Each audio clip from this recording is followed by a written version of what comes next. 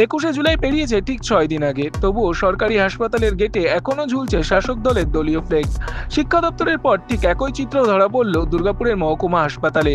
জরুরি বিভাগের প্রবেশদ্বারে তৃণমূলের 21শে জুলাই সমর্থনের ফ্লেক্স ঘিরে জোর রাজনৈতিক বিতর্কের ঝড় উঠেছে। রবিবার সকালে বিজেপির 3 নম্বর মণ্ডল সভাপতি বুদ্ধদেব মণ্ডল তার ফেসবুকে প্রোফাইলে এই ছবিটি পোস্ট করেন, যেখানে স্পষ্ট দেখা যায় সরকারি হাসপাতালের গেটেই ঝুলছে দলীয় ফ্লেক্স। পোস্টে তিনি কটাক্ষ ছুড়েছেন, এটা তৃণমূলের কার্যালয় নাকি মহকুমা হাসপাতাল। আমি গতকাল আসছিলাম ওদিক দিয়ে বিধাননগর দিয়ে পেরিয়ে, তো আসার সময় হঠাৎ দেখি যে মহকুমা এমার্জেন্সি গেটের সামনে একটা তৃণমূলের বড় ফ্লেক্স ব্যানার। তো উৎসাহ করে গেলাম দেখতে জিনিসটা কি আছে। তো সেখানে দেখছি 21শে জুলাই যাওয়ার জন্য প্রথম আমি গুলিয়ে ফেলেছিলাম যে এটা হাসপাতাল নাকি তৃণমূল কার্যালয় নতুন ভাবে তৈরি হলো এখানে। সেটা নিয়ে আমি নিশ্চিত হওয়ার জন্য ফেসবুকে পোস্টটা করেছি।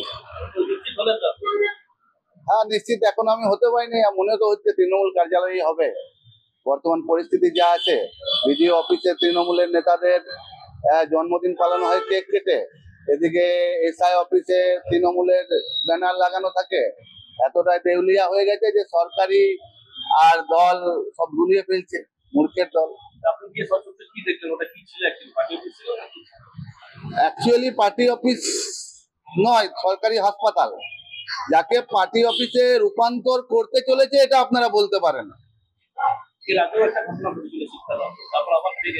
হ্যাঁ, এর আগে আমরা দেখেছি এসআই অফিসে, পলাশ যে এসআই অফিসে, সেখানে 21শে জুলাইয়ের এরকম একটি বড় ব্যানার জল জল করছে ওনার ছবি দিয়ে, সেখানে এরকম দলীয় একটা পেছন লাগানো ছিল। আর এখন তো হসপিটালের ভেতর ঢুকে গেছে। যে রাজ্যের ধর্মতলা চলো, নিমবাত খাও, চুরি করো, এর বেশি আর কি আশা করেন আপনারা? বলার তো কিছু নেই। যে রাজ্যের হসপিটালের ভেতরে ধর্ষণ হয়, যে রাজ্যে কলেজের ভেতরে ধর্ষণ হয়, যে রাজ্যের কলেজগুলো পার্টির কার্যালয় হয়ে গেছে, সেই রাজ্যের হসপিটাল কার্যালয় হয়ে যাবে, এর মধ্যে আশ্চর্যের কিছু নেই।